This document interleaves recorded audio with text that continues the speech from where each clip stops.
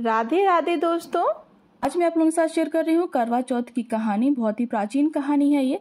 और ये जो कहानी है, पूजा होने के बाद आप हाथों में थोड़े से अक्षत, पुष्प या फिर गेहूं के कुछ दाने आप हाथों में लेकर कहानी सुनिए तो उसका बहुत विशेष फल प्राप्त होता है। खाली हाथ हमें कहानी नहीं सुनना चाहिए। और जब भी आप आरती और कहानी और पूजा करें तो उसके समय आप अपने सिर पर पल्लू या चुनरी जरूर ओढ़ लें। उसके बाद ही भावपूर्वक ये कहानी सुने। आप ये कहानी समूह में भी सुन सकते हैं। अगर आपके यहाँ जेठानी देवरानी सब आंगन में बैठ के कहानी सुनती हैं तब आप कहानी ये सुन सकते हैं और फिर अपने यहाँ पर आकर पूजा कर सकते हैं। तो चलिए हमारे इस जरूरी चीज को, यानी कि जो कथा सुनने का सबसे जरूरी एक परंपरा होती है, वो शुरू करते हैं। मैं खुद एक पंडित हूँ तो आप मेरे मुख से भी ये सुनेंगे तो आपको पूरा फल मिलेगा। जब आप पूजा करते हैं तो आप मेरी वीडियो खोलकर ये सुन सकते हैं। आपकी पूजा भी साथ साथ में होती रहेगी और कथा भी आप सुन लेंगी। तो चलिए हमारे वीडियो को शुरू करते हैं। बहुत समय पहले की बात है। एक साहूकार के 7 बेटे और उनकी एक बहन करवा थी। सभी 7 भाई अपनी बहन से बहुत प्यार करते थे, बहुत स्नेह करते थे और यहाँ तक कि वह पहले उसे खाना खिलाते थे, बाद में स्वयं खाते थे। एक बार उनकी बहन ससुराल से मायके आई हुई थी। शाम को भाई जब अपना व्यापार व्यवसाय बंद कर घर आए तो देखा कि बहन बहुत ही व्याकुल थी। सभी भाई खाना खाने बैठे और अपनी बहन से भी आग्रह किया कि खाना खाने आ जाओ। लेकिन बहन ने बताया कि आज उसका करवा चौथ का निर्जल व्रत है और वह चंद्रमा को अर्घ देकर ही खाना खाएगी। क्योंकि चंद्रमा अभी तक नहीं निकला था इसलिए वह भूख प्यास से व्याकुल हो रही थी। सबसे छोटा भाई अपनी बहन की यह हालत नहीं देख सका। वह दूर पीपल के पेड़ पर एक दीपक जलाकर चलने की ओट में रख देता है और दूर से देखने पर वह ऐसा प्रतीत होता है कि जैसे चतुर्थी का चांद उदित हो गया है। क्योंकि वह अपनी बहन से बहुत प्रेम करता था इसीलिए उसने यह सब एक प्यार के वश में किया।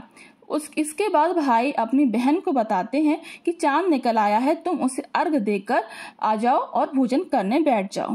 बहन खुशी के मारे सीढ़ियों पर चढ़कर चांद को देखती है और उसे अर्घ देकर खाना खाने बैठ जाती है।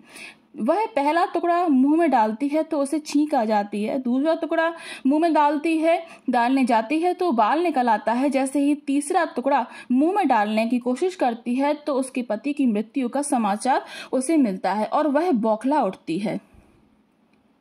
उसकी भाभी उसे सच्चाई से अवगत कराती हैं कि उसके साथ ऐसा हुआ है और उनके भाइयों ने झूठ बोलकर ये उसके साथ छल किया है।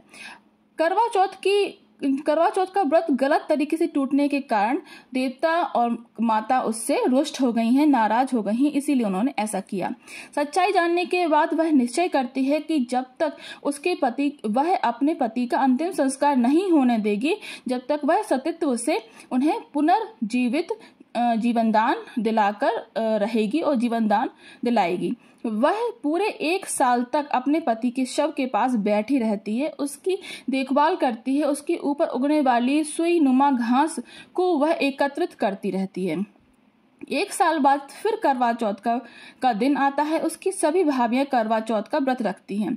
जब भाभियां उससे आशीर्वाद लेने आती हैं तो प्रत्येक भाभी से वह कहती है, यम सुई ले लो, पिय सुई दे दो, मुझे भी अपनी जैसी सुहागन बना दो, ऐसा आग्रह करती है। लेकिन हर भाभी उसे अगली भाभी से आग्रह करने के लिए कहकर चली जाती है। जब 6ठे नंबर की भाभी आती हैं तो करवा उनसे भी यही आग्रह करती है। यह भाभी उसे बताती हैं चूंकि सबसे छोटे भाई की वजह से उसका व्रत टूटा था, अतः उसकी पत्नी में ही शक्ति ऐसी है कि वह उसके पति को जीवनदान दे सकती है, दोबारा जीवित कर सकती है। इसीलिए जब वह आए तो तुम उसके पैर पकड़ लेना और जब तक वो तुम्हारे पति को जिंदा ना कर दे उसे नहीं छोड़ना, ऐसा कहकर वह चली जाती है। सबसे अंत में छोटी भाभी आती हैं। करवा उनसे भी सुहागिन बनने का आग्रह करती है लेकिन वह टाल मटोली करती हैं और इस देख करवा उन्हें जोर से पकड़ लेती है और अपने सुहाग को जिंदा करने के लिए बार बार आग्रह करती है। भाभी उससे छुड़ाने के लिए उसे नोचती हैं, खटोसती हैं, लेकिन वह करवा नहीं छोड़ती है। अंत में उसकी तपस्या को देख भाभी पसीज जाती हैं और अपनी छोटी उंगली को चीरकर उसमें से अमृत उसके पति के मुंह में डाल देती हैं। करवा का पति तुरंत श्री गणेश कहकर और कहता हुआ उठ बैठता है। इस प्रकार प्रभु कृपा से उसकी छोटी बहन के माध्यम से करवा का अपना सुहाग वापस मिल जाता है। हे श्री गणेश माँ गौरी, जिस प्रकार करवा को चिर सुहागन का वरदान आपसे मिला, वैसे ही सब सुहागिनों को मिले। और ये जो कहानी जो भी सुनता है और सुनाता है, उसका सुहाग अमर करें करवा माता। उसी दिन से यह करवा चौथ की कहानी हम सभी लोग सुनते हैं। करवा चौथ का जो व्रत है वो सभी सुहागन अपने पति की लंबी उम्र के लिए रखती हैं।